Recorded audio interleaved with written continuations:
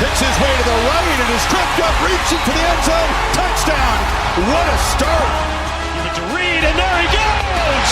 Nobody's going to catch him. Touchdown. It's caught. Jeremiah Smith. Touchdown, Ohio State. The legend grows. This is Chasing the Natty, a college fantasy football podcast.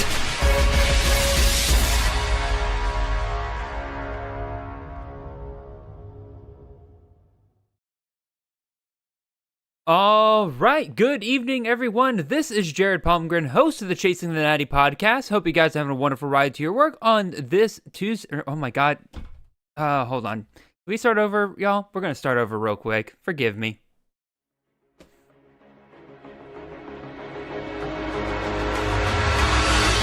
Sellers picks his way to the right and is tripped up, reaching for the end zone. Touchdown. What a start. Give it to Reed, and there he goes. Nobody's going to catch him. Touchdown. It's caught. Jeremiah Smith. Touchdown, Ohio State. The legend grows. This is Chasing the Natty, a college fantasy football podcast.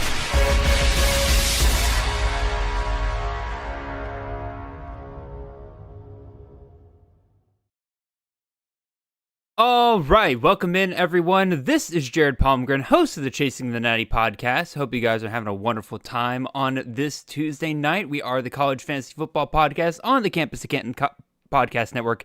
You can find us on all of your podcast feeds and on YouTube every Monday morning and Tuesday night as you are now here. If you want to support the great work we do here, head on over to campustocanton.com and subscribe there with any of our phenomenal tiers. We got content ranging on all sorts of college football games, whether it is CFF, Devi, C2C, College IDP, College DFS. If you play it, then we've got tools, whether it's, yeah, oh my God, I'm so off to, you know what?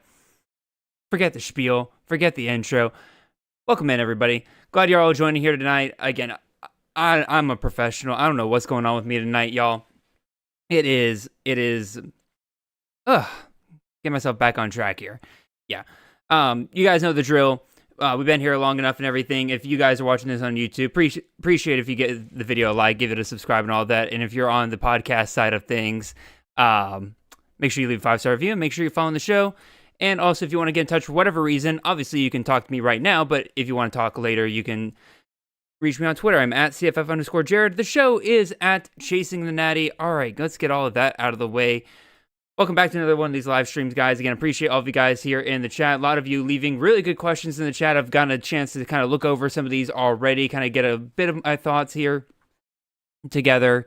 And so we'll definitely get into all of that. For those of you who have not joined one of these so far this season, one, welcome. Two, glad you found us finally and that you are able to join us for one of these. Again, I enjoy doing this. I like being able to chat back and forth with you guys, get your questions here, and be able to help you guys out with your leagues. Again, this is a office hours of sort. We are, or really, that's exactly what it is. You guys will ask your start-sit questions. I will answer them, but it doesn't have to just be start-sit questions. I've got my rest of season rankings, which we are working on getting onto the Campus to Canton website. We've had a couple of hiccups getting those onto there, but we are expected to have those up this week. So if you got questions about that, you got again, especially for playoff runs and stuff like that. If you got questions about all those guys, let me know those questions as well. Again, you got a couple of things helping us out tonight. Again, I got the Campus to Canton weekly CFF rankings, which while I'm saying that, I might as well move it on over to here. We got these. We got the DraftKings over-unders and spreads here to take a look at and reference the other night. I've got the team rankings, whatchamacallit, the defensive rankings up here as well. We got some PFF stats we'll take a look at and stuff like that. So, again, if you got questions on all of this, let me know. I'm willing to help you guys out here tonight. So, let's get started. Again, just quick 3 rules. Again, if you are going to ask a question tonight, basically no more than 3 players. Also, make sure you tell me how many to start, and also make sure you tell me who those opponents are. It just helps me out a ton when it comes to being able to answer these questions in a quick and timely manner. So we will start with Nathaniel Nokin's question here. It says, "Hey, Jared." Hey, Nathan. I wanted to shorten it to Nathan, and then I realized I probably shouldn't assume that he goes by Nate. I don't know. Anyway, thanks for doing these. What do you think of the Oregon backfield rest of season? Was Jordan Davison's performance a mirage, or will he start to supplant or enter a timeshare with Noah Whittington? Thanks. I definitely considered putting Jordan Davison onto the waiver wire show for this week. I had 3 running backs featured. He was the 4th one that I was looking at there.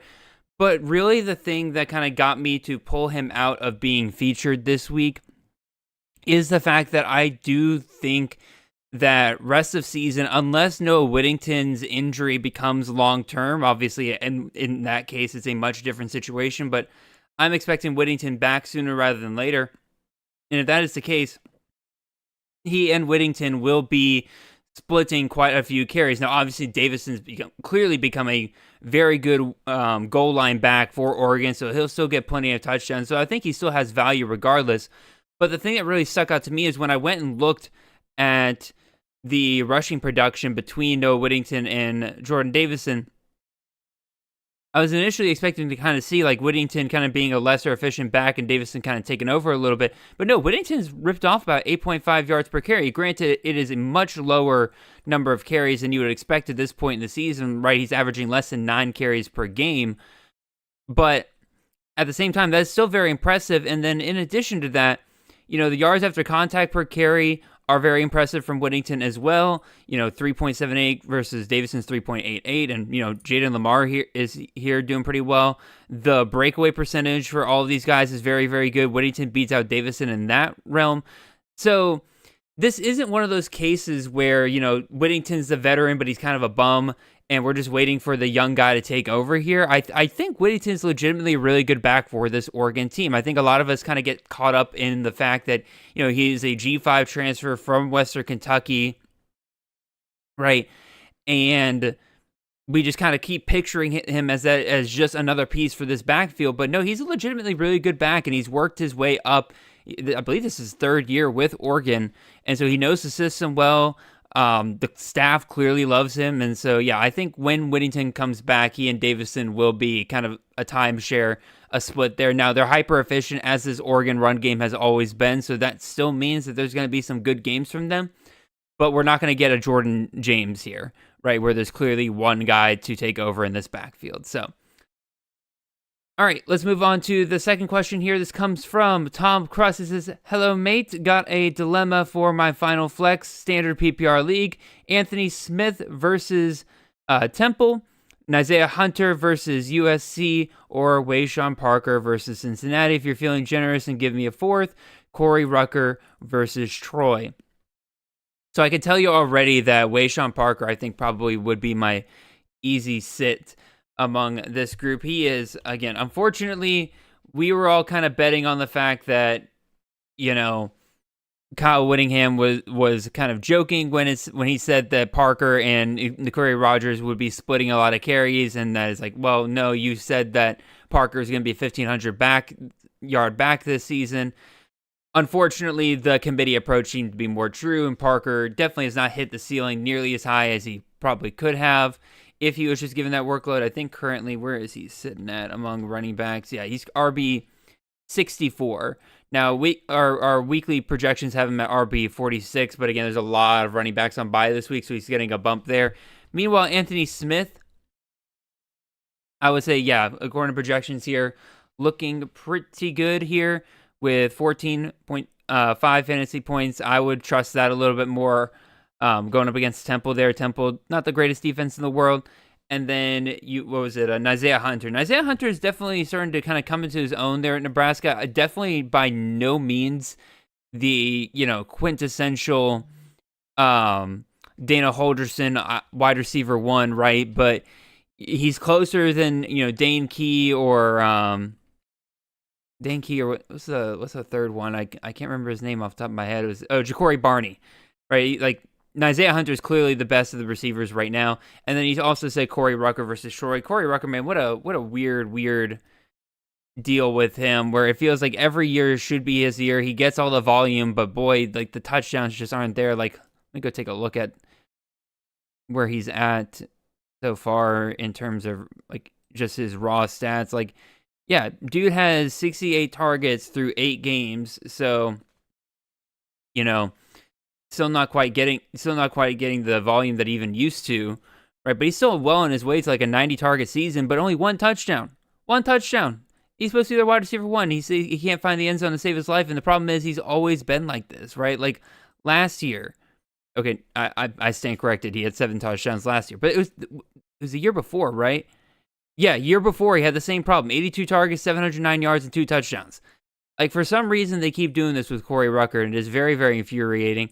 Part of me wants to rely on him and say that like, oh well, he should get a touchdown this week, but we're well past this point. He's just not somebody that they're going to target in that system. So that leaves Anthony Smith versus Isaiah Hunter. I would just go with Anthony Smith going up against Temple. I think that game's a pretty solid.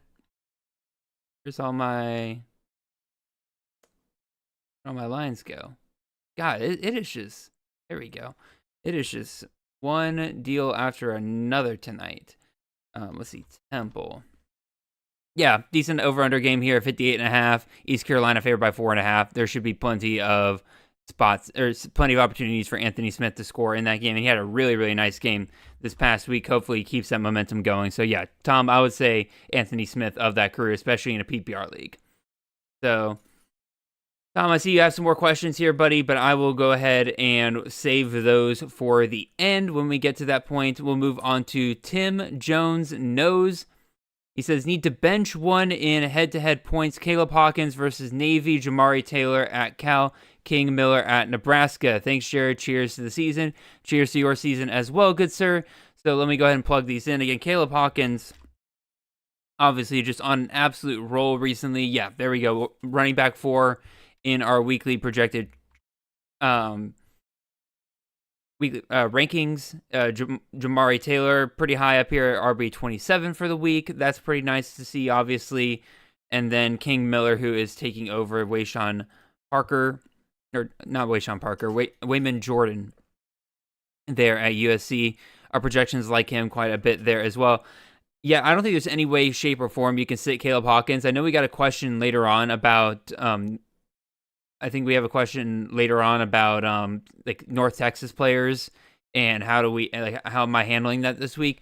Yeah, Navy's a triple option team, and there's always kind of the risk of them taking, taking possessions away, right, and kind of shortening the game down. But Navy, more so than Army or Air Force, really does like to score very quickly. They have a lot of explosive plays in their playbook, and so, or at least they go out of their way to try to generate explosive plays rather than like Army. Army's totally content with a 20-play, 15-minute drive that ends in a field goal, right? Like, they're totally fine with that. Navy, they will use misdirection. They will get Eli Heidenreich out of the backfield and hit him for a 70-yard score. They do not care whatsoever.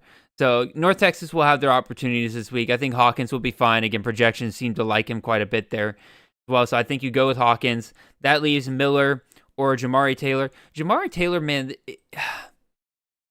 it's been a little rough with Jamari Taylor recently because he's getting the volume, but kind of like Kedrick Raphael, the efficiency has just not been here recently. Like, good Lord, look at this. 3.7 yards per carry versus Florida State, 4.3 versus Louisville, 2.8 versus Washington State, and 3.3 versus North Carolina. Like, I don't like the idea of having to rely on him to get 15 to 20 touches just to reach 70 yards. He hasn't reached 70 yards in the last 3 games. Like, that's pretty rough. And then when you can go with King Miller, who's going up against Nebraska, Nebraska's secondary is phenomenal, right? Number 2 in the nation against the pass, but Nebraska's rushing defense, very, very vulnerable, right? I think, let's see. I can't spell today. Yeah, Nebraska 92nd versus the run. They're giving up almost 170 yards rushing per game. King Miller should get a really decent chunk of that this game. Again, Mailava doesn't run a ton, and Brian Jackson is definitely going to be involved as well. But I have to agree with the projections here. Caleb Hawkins, King Miller, sit Jamari Taylor until Jamari Taylor can kind of get himself figured out there. So,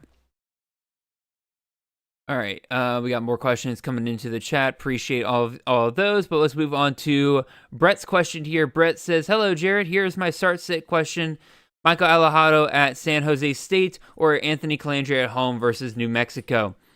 He says 6-point passing touchdowns and 1 point for every 16.66 passing yards. Okay, so 0.06 points per passing yard.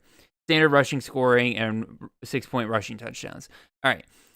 So I'll plug these into the projections, but I'm already going to tell you that Mike Alejado is my easy pick here. One, that offense has looked a lot better since it started earlier this season. Yeah, I'm gonna disagree with the projections here. They have Calandria higher than Mike Alejado. If Hawaii is going to move the ball in this game, they're gonna pass, right? San Jose State's passing defense is legitimately one of the worst in the country. Like, there we go. Yeah, bottom 4 in the country, giving up over 300 yards per game. Their last 3 games, they've given up 325 plus. Like, I don't see any reason why Michael Alejado can't reach that this week, especially with your point system being so heavily pushed towards the pass there, with it being, 0.06 points per passing yard, which is literally 1.5 times more than what you would get in a normal league.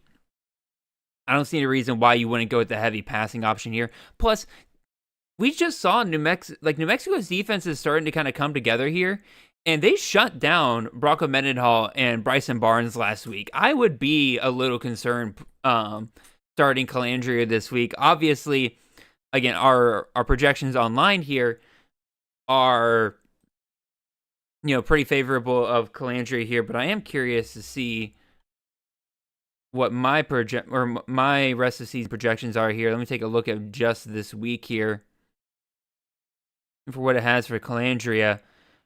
Okay, my projections still like him as well at 28.3 fantasy points, and that's with 4-point passing touchdowns. Let me see what I have for Alejado. See if I'm just going against all the projections this week, because like my intuition is telling me here to go. Okay, my projections have these two basically the same. I would go Alejado here. I think he's got the better matchup. I think it's more set up for him to be the star of the show versus UNLV. Obviously, Jet Thomas can go off at any point, but that New Mexico State defense looked pretty dang stingy last week. I think they got some stuff figured out there. All right, let's move on to the next question here. Also, sorry, I'm having to itch my nose so much. I don't know what's going on there. You know what? I'm just going to take a sip of water, give myself a quick break here, and reset myself.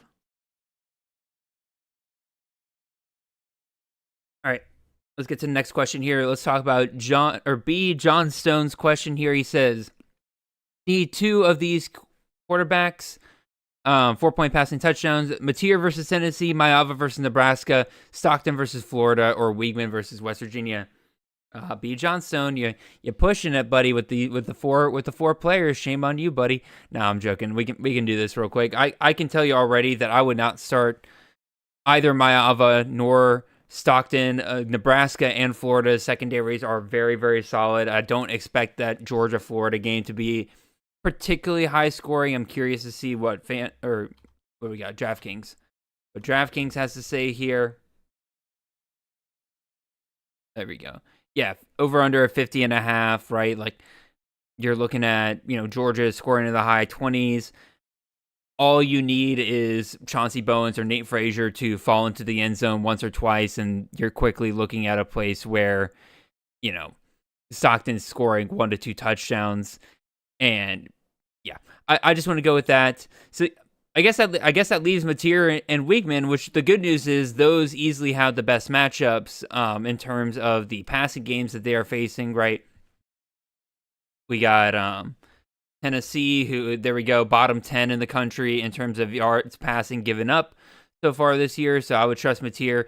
Hopefully he's healthy. We can get back to that And then we got West Virginia as well. There we go. Bottom 15 in the country in the past. So yeah, let's just start the 2 quarterbacks with the better matchups there. I'll throw them into the projections here. Curious to see where we have these guys at.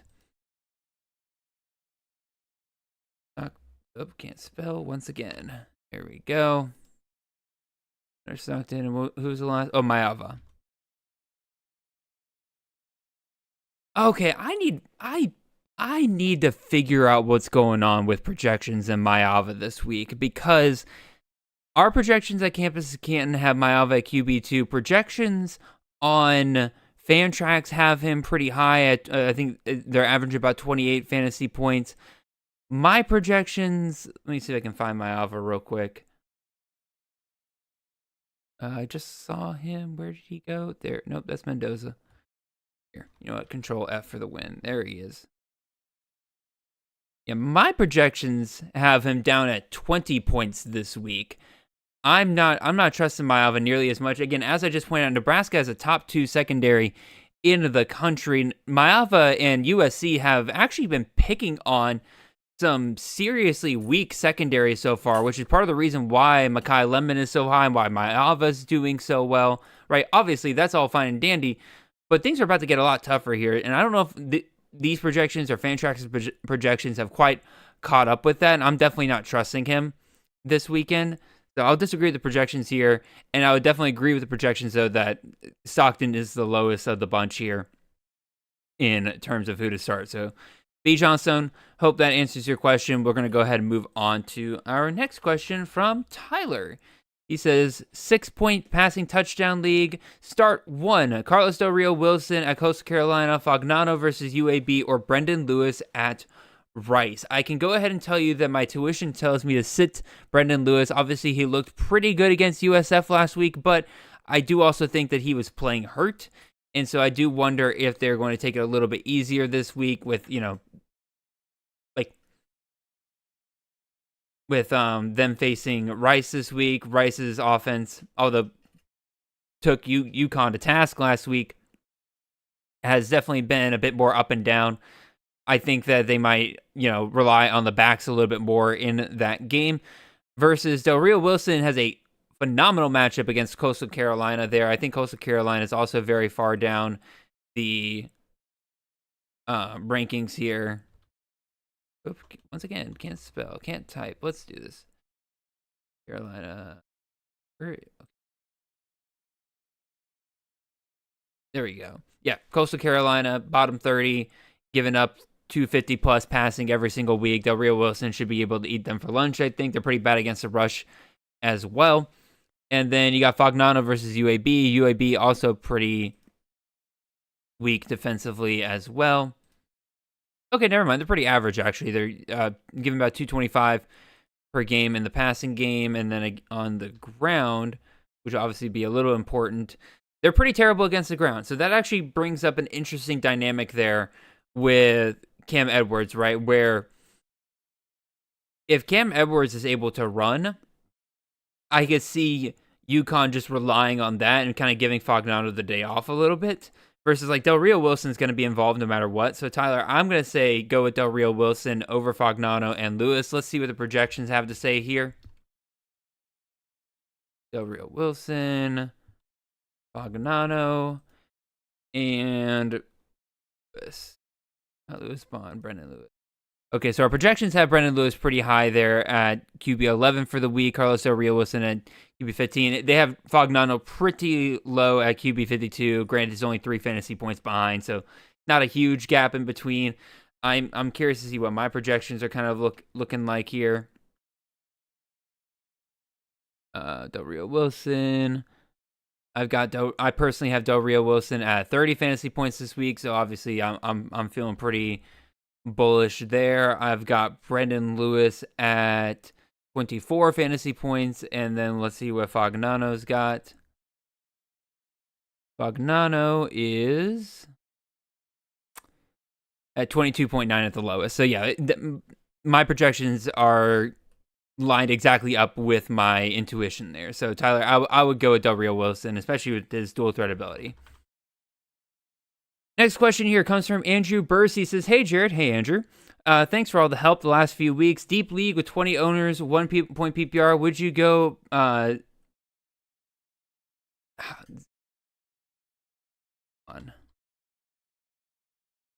Yeah, it is Zylan Perry. Zylan Perry against South Alabama or Shamari Lawrence versus FIU this week. Boy, are these players that I do not think about very often. So we'll go ahead and start with projections here. Projections have them very close together, with Perry at RB70, Shamari Lawrence at RB77, 12 points or about half a point off in terms of their projected value here.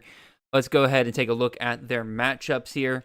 Obviously, we got with South Alabama against Louisiana, over under 53.5. So solid, but not great either. And then we also have FIU as well. Do they have FIU onto this? They do. Okay, 50.5. Okay, so technically score one for Perry in terms of having a slightly higher over under game, although both games are relatively close. Here's the real question, though. Let's take a look at these rushing defenses. Obviously, we got South Alabama, who, if I remember correctly, they're either really good against the run and terrible against the pass. Nope, they're terrible against the run at giving up 200 yards a game. Meanwhile, Florida International, I don't think... Yeah, they're not good, but they're not as bad. They're giving about 160 on the ground. So I think because of that, I would go Zylan Perry off the top of my head, but let me take a look at the recent volume that either one of these guys has been getting. So Perry, you're looking at about 14, 13, 9 over the last couple of weeks. So just doing math off the top of my head, that's about 12 carries a game there. So not terrible, but not great. Take a look at his. Oh God, that efficiency isn't great. But again, you got Troy. They're a pretty stingy defense there. And then Shamari. I got Shamari in one of my best ball leagues, and I know for a fact that he's good, but he's not great. Although again, he's got the volume advantage here for sure, though, because that's 48, so that's 16 carries a game. Efficiency's a little bit better. Lower scoring game might actually help them. And according to Fantrax, Florida National, they might be 80-something versus the run, but they're 119th versus running backs. Yeah, Andrew, I think I'm gonna end up leaning towards Shamari Lawrence here. I think that's where we're gonna have to go.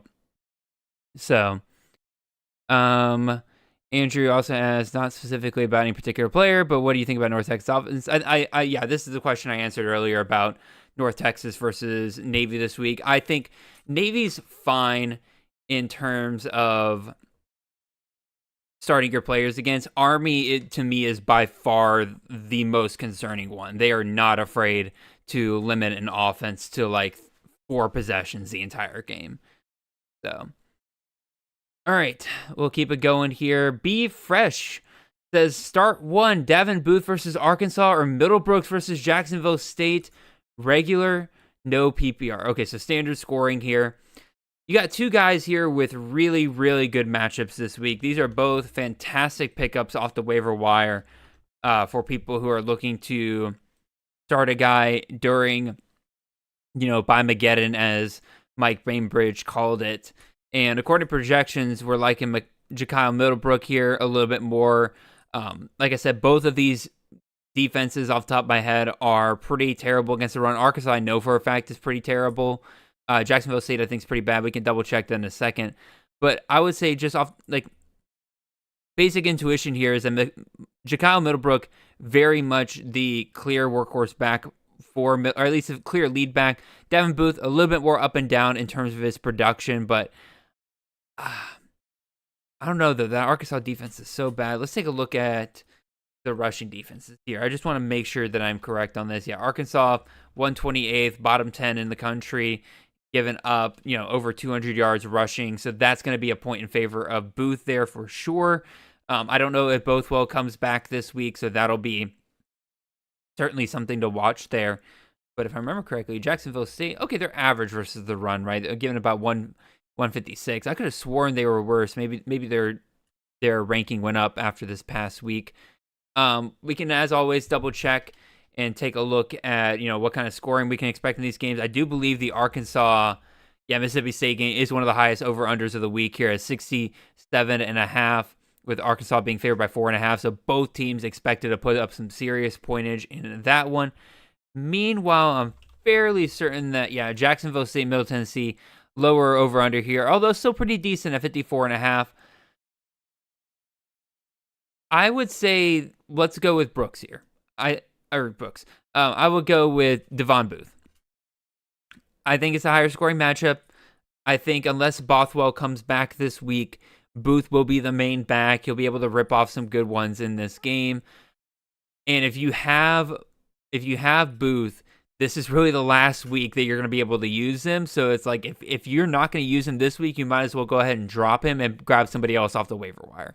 That would be my advice. I will go Booth here because this is the reason why you picked him up, to take advantage of this Arkansas defense here. Middlebrook's still a good start as well, so I'm not going to knock you or the projections here for saying that you should start him. I don't disagree that much. So, Rishi says, hello, Rishi. We'll get to your question in a second, but first we need to go talk to Mr. Jack Connolly, who needs us to pick 2 to start, no PPR. Isaiah Satania, Chris Bell, or Danny Scudero. Jack, buddy, you got yourself a loaded wide receiver room here. And you mean to tell me I got to sit one of these guys? Well, shoot, let's go ahead and take a look at what we're looking at in terms of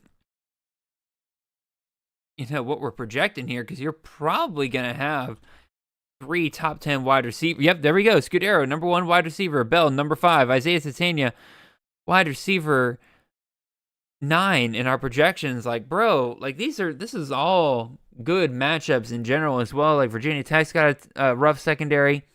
Hawaii is, I think they're okay versus the pass, but regardless, it's Danny Scudero. Like, you're talking about a guy that, okay, they're pretty stingy versus the pass, giving about 200 yards a game, but you cannot sit Scudero unless there's more injury news that comes out there. But like, even when he came back and he was said to be hurt, dude got like 24 targets or something. You cannot sit Scudero. So that means, do we go with Chris Bell or Isaiah Satania? Obviously, Bell had a little bit of a weak game last week. But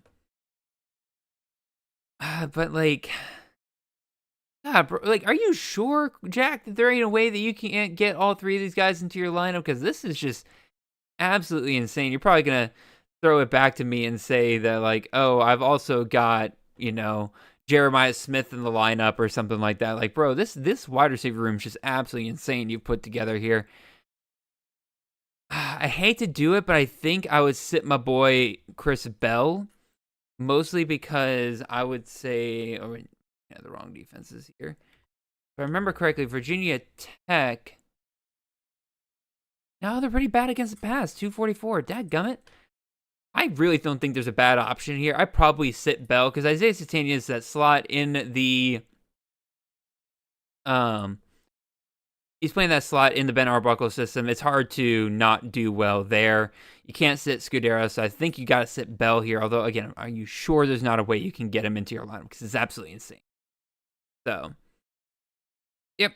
We'll move on to our next question here from J Army Train. J Army Train says, "What's up, Jared? Preparing for the playoffs and looking to pick up a DST for weeks 13 and 14. What are your thoughts on the top rest of season DSTs? I do not have those. I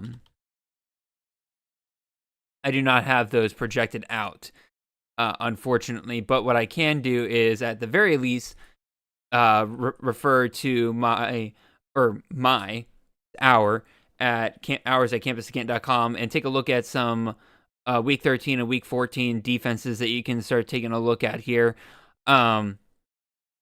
Obviously, Georgia plays Charlotte in week 13. That'll be pretty solid. South Carolina will have Coastal Carolina. That might be one that you're able to pick up for that run there. There's not really anybody I'm looking at here that meets criteria for both weeks. Texas A&M plays Samford, so you got an FCS matchup right there. Let's see, anybody else here? Alabama obviously plays Eastern Illinois, but there's no way you're going to be able to grab that defense pretty easily. Auburn might be one you grab now to stash for week 13 there. Week 14, though, let's take a look at some of these matchups. Nothing terribly great here, I would say. Like Notre Dame versus Stanford. Again, you're going to be hard pressed to be able to grab that defense right now. Tulane versus Charlotte might be a pretty sneaky grab because, again, that Charlotte offense, like, they can't get any consistency at quarterback hardly. So it's like you never know what they're going to be able to put up week in, week out. Tulane's got a pretty stingy defense, so maybe take a look at that one. Maybe SMU Cal. That could be a relatively low scoring game, but again, nobody that's really like jumping out off the top of my head. And he said, also ask another generic North Texas question here. He says, what do you think about Wyatt Young and his production? Will it still hold down the line when/if Coleman returns?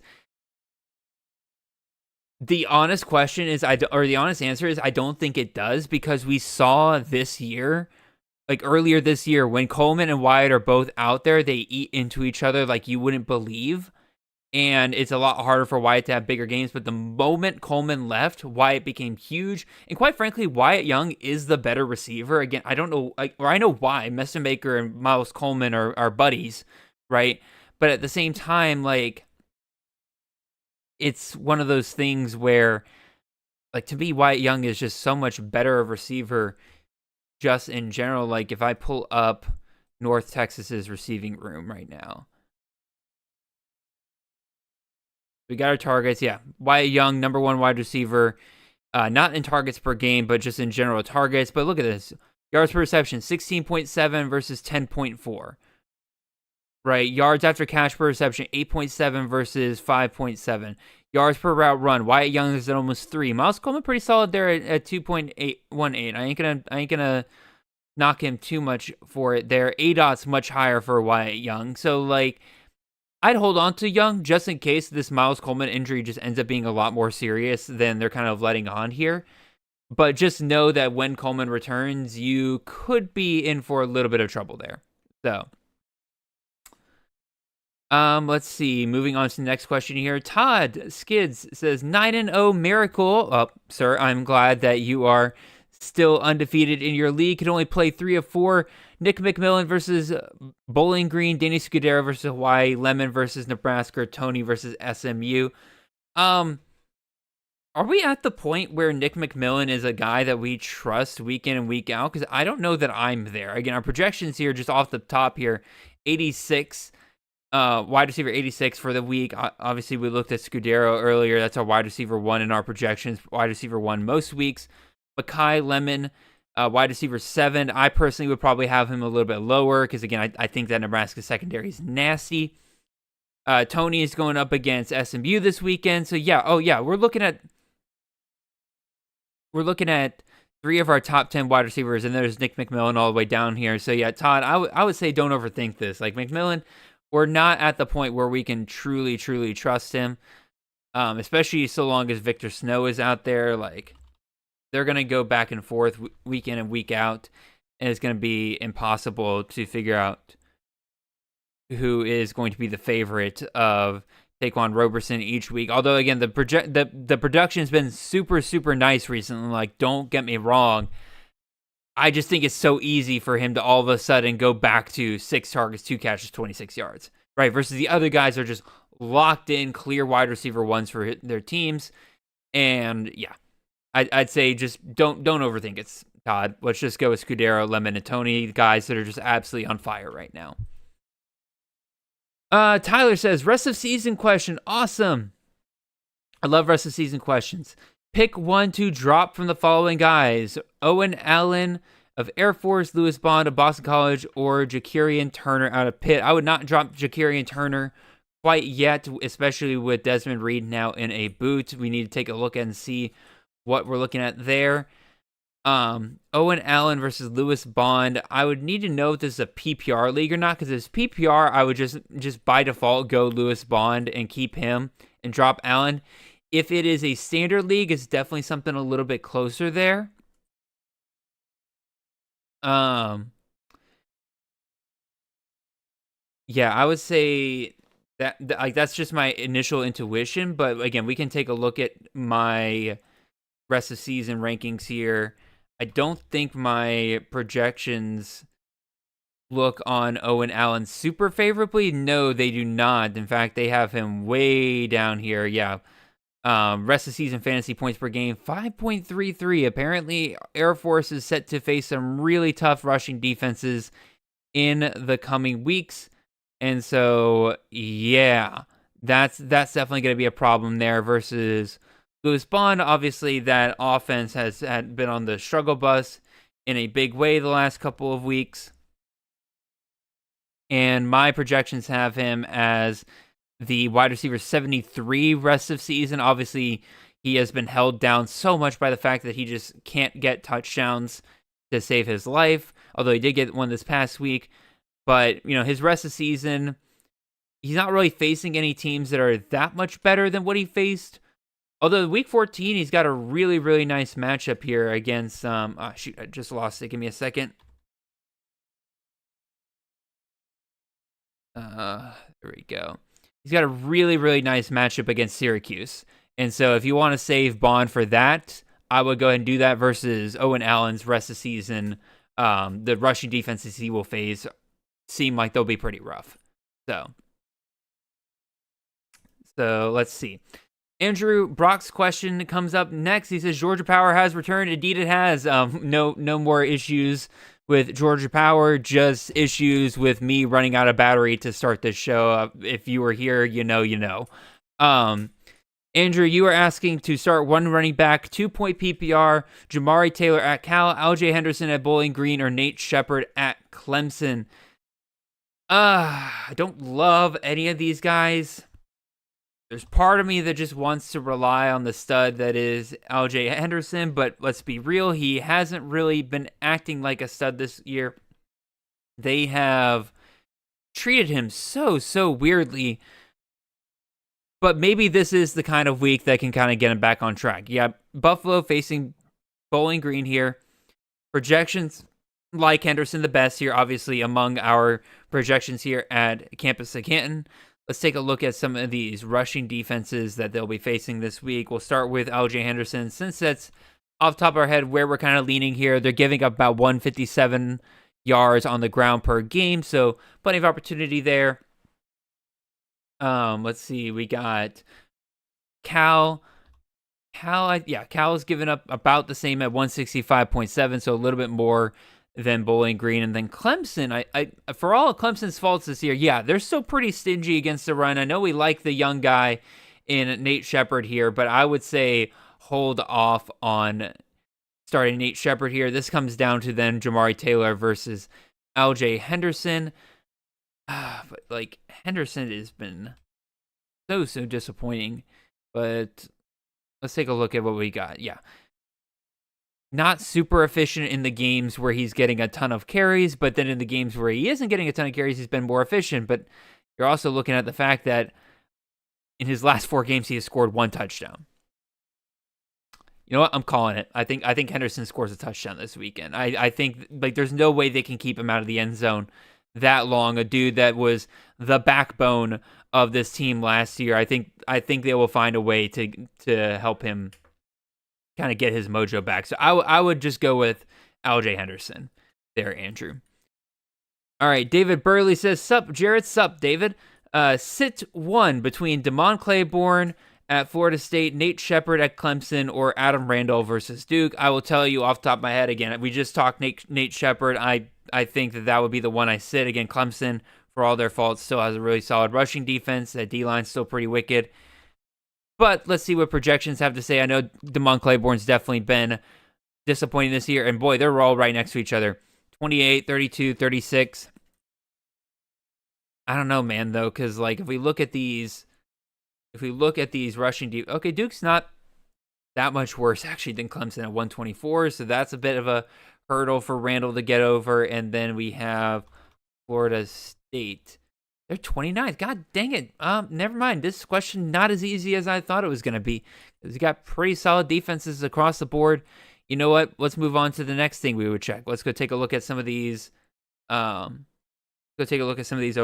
So Clemson, Duke. This is easy. You got both of these guys right next to each other. Over under 55.5. Clemson favored by 3.5 points. So decent scoring opportunities there, but let's take a look at Florida State, Wake Forest. Yeah, over under 49.5. DeMond Claiborne has been getting banged up, injured a lot this year. Klubnik is supposed to play this weekend. If Klubnik plays, I would go Randall. If not, maybe go with Claiborne. Again, I'm not fully ready for us to crown Shepard just quite yet. I know he's been really solid as a freshman, but if I remember correctly, his volume hasn't quite been there. Okay, it's decent, right? You're looking at, mid-teens, decently efficient. But again, as we saw here, if they get down to Clemson, things could get pretty bad pretty quickly there. Versus but also Randall could be in the same boat. This is a hard question, David. I ain't gonna lie, bro. Just sit the freshman. I think there's a little bit more as Brett points out again, he is still splitting some carries versus Randall and Claiborne when they're healthy are very much clearly the number one backs for their team. I think we just go based off of that. And projections agree, although very, very small difference in projected points there. Oh, next up we got Rishi. Rishi, you got a question for me here. Oh, he says, okay, so yeah, not a start-sit question, but I'm wondering about Nick McMillan and Victor Snow, both wide receivers at Buffalo. I don't know who's the better option at this point. Nick's been heating up lately, but while Snow's been fading. Yeah, Todd through this back. Yeah, never mind. You see it. He replied to you in the chat there that McMillan was supposed to be wide receiver 1, but constantly got hurt. Looks like he's finally healthy and back to take over the number 1 spot. McMillan has more catches, better PPR, but Snow has more touchdowns. Yeah, again, there's a lot there, right? But one, as you've pointed out, Todd, right? There are quite a bit of injury concerns with McMillan where he's never really been able to stay healthy for a long period of time, so you're kind of worried about that. Victor Snow was kind of heated up, and like you said, he's kind of faded, but that was partially because he was relying on touchdowns so much, and quite frankly, Buffalo just hasn't really been scoring a lot of touchdowns, so that certainly hurts him there, right? But I don't know. I'm still not quite there with thinking that McMillan is like the go-to guy for this Buffalo offense. I think that there's just a lot of teams that started focusing on Snow so much that McMillan's able to get open and things are going to kind of balance out between the two of them going forward. So, next question here. Dan, here we go. Hey, Jared. Hey, Dan. Start a QB, 6-point passing touchdowns. Trinidad Chambliss versus South Carolina or Wegman versus West Virginia. Thanks. I would just off the top of my head, I would go Wegman. West Virginia's defense is horrific. It's a Big 12 matchup. There's a lot of points to be scored there versus Trinidad Chambliss. Although again, that Ole Miss offense could score on anybody. Yeah, projections have Chambliss here, and it is kind of hard to bet against Lane Kiffin, even against a South Carolina defense that is pretty solid. 6-point passing touchdowns doesn't really help either of these guys because of the fact that, they're both rushing quarterbacks and they do score a lot of they both score touchdowns on the ground quite a bit. Again, let's take a look at what Vegas has to say about this. Ole Miss versus South Carolina over under 54.5. Ole Miss a 12-point favorite here. They're playing at home. That helps them out a lot. Versus what we have, Houston. Not Sam Houston. Other Houston. There we go. Wow, much more low-scoring matchup than I thought I was going to get out of this. Yeah, 49.5. Houston favored by 2 touchdowns here. I don't know, but that West Virginia defense is so bad. But also, they held TCU down to 23 points last week. So, yeah, I'm not. Maybe Rich Rodriguez figured something out on defense there, or it could have just been a fluke. Yeah, maybe just in case we go with Chambliss and Ole Miss, right? Because again, I like I said earlier, I don't know if we could really bet against Lane Kiffin at this point. I think he can put up points on pretty much anybody. So yeah, we'll just go with Chambliss. I think he's the higher. He scored more on the season anyway. So Rishi says, by the way, ended up trading Desmond Reed, Denzel Boston, and Vander Ross for Jeremiah Smith, Messer, and Kendrick Raphael.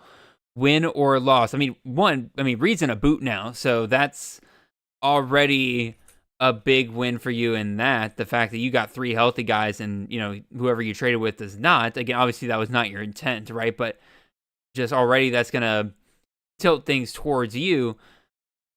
I will say, if this is a PPR league, then yeah, Jeremiah Smith, Messer, and Raphael are a great combo.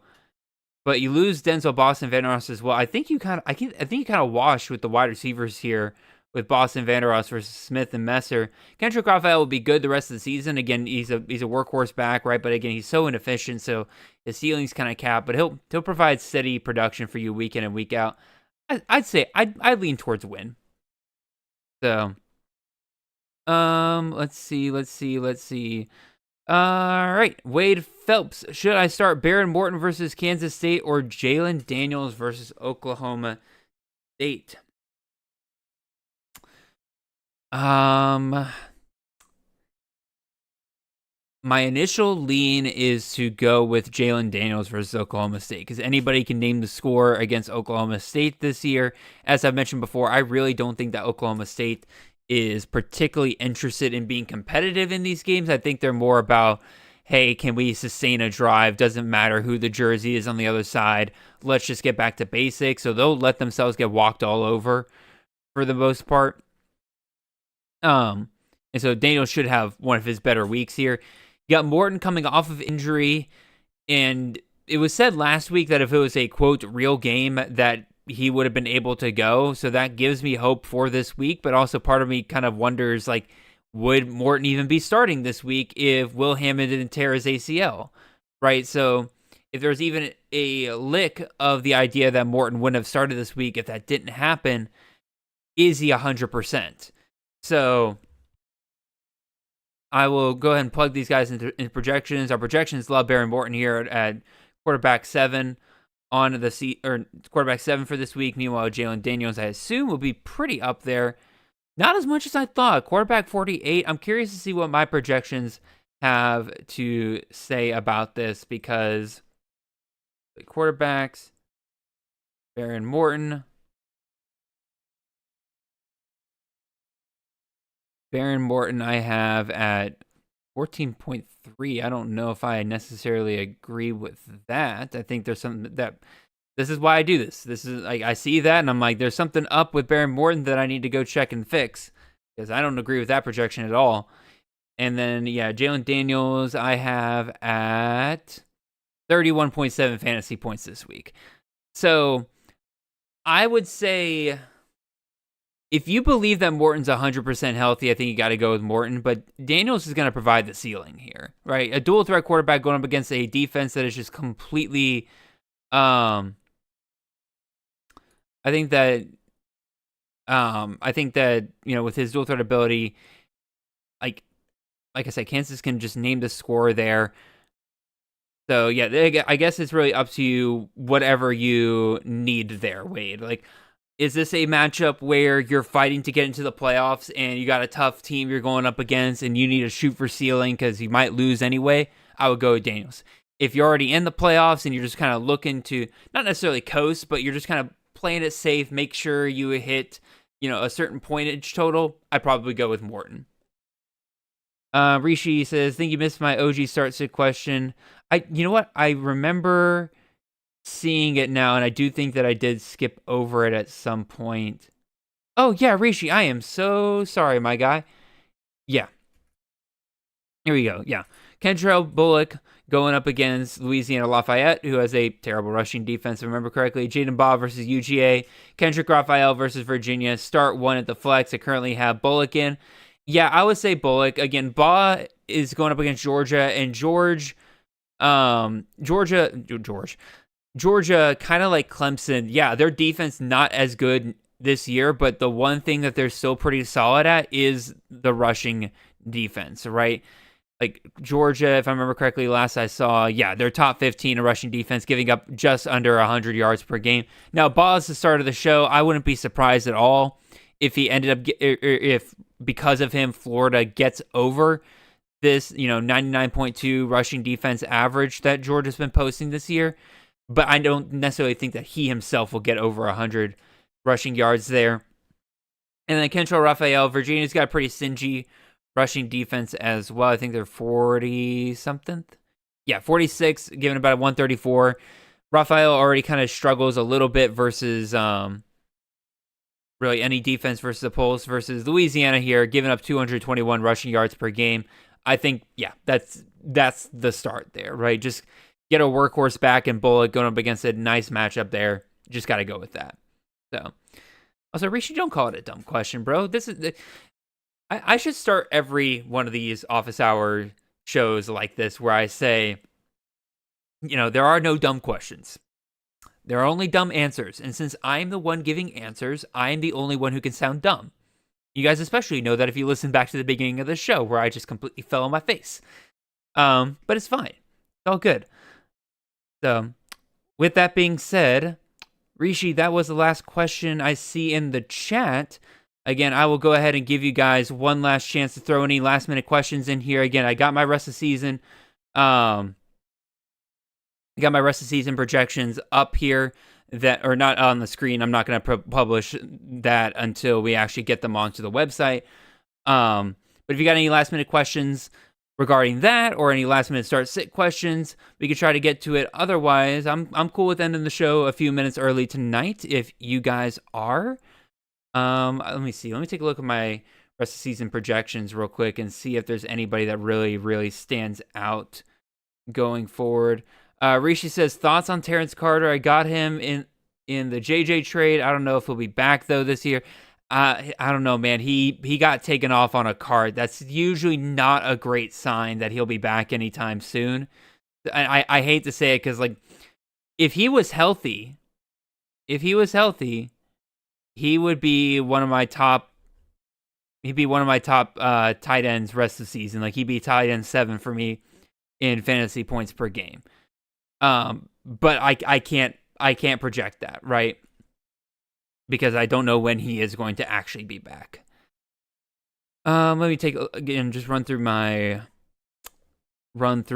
rest of season rankings here real quick. See if anybody again really, really stands out. Again, something to keep in mind when we do publish these rest of season rankings is that I'm going to provide both their ranking in terms of total points and fantasy points per game. The default that we will set it to will be total points. Just keep that in mind before you see somebody like Mark Fletcher, who's going to be ranked really, really high, right? Because he does not have a single bye week left, right? Guys that still have a bye week are going to get penalized in these rest of season rankings going forward. Rishi, where can we find the rest of season rankings? They are going to be available on the Campus to Camp website. I'm working with Colin. Again, we had a couple hiccups from this past week in terms of getting them onto the website. We think we've got it figured out, and so we should be able to have them up again, I would say within the next day or two, barring any more unforeseen circumstances. So with that being said, I call it there. I don't see any more questions in the chat. So yeah, we'll call it there. Again, appreciate all of you guys for tuning in for the night. But we have come to the end of our show. So again, thank you guys for listening. If you have not already, make sure you leave a like, a comment, and subscribe if you're watching this on YouTube either now or later. If you're on the podcast side of things, make sure you follow the show, leave a 5-star review wherever you can. Make sure you guys check out the rest of the Campus to Canton podcast network for shows ranging on pretty much anything you can think of related to the college fantasy game. And we'll see you guys back here next Monday with another round of waiver wire pickups, whoever is left. By this point, you guys have been really, really good at picking the waiver wire clean this year. You make my job harder, but it also makes my job more fun because it makes me really got to dig in for guys. So, until then, really appreciate you guys. Hope you guys have a wonderful and blessed week. See y'all.